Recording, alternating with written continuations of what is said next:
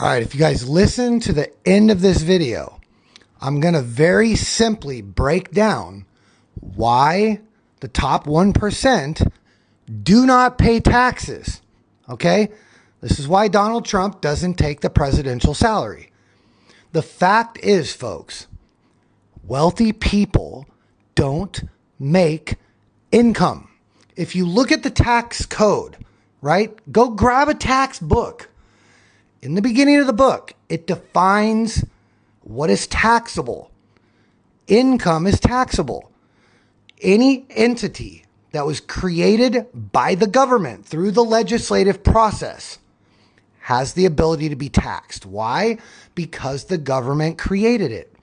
Folks, the government created and they own your social security number.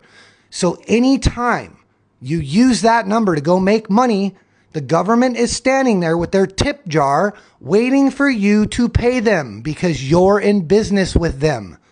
When you go and you get an LLC, you're the owner of the LLC. When you have an S Corp, you're there. When you get a government trust, you're there.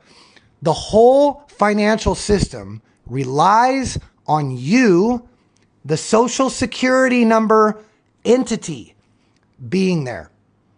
Anytime that you are standing there and you generate income and you collect that, you're going to get taxed. Anytime you generate money from an LLC and you're involved, you're going to be taxed. Anytime you take income from your S Corp, you're going to be taxed. Folks, listen, you cannot make money. Wealthy people do not make money. They generate revenue for their estate. They use private entities. They operate in private contracts. They operate completely in the private, which is why they do not pay taxes.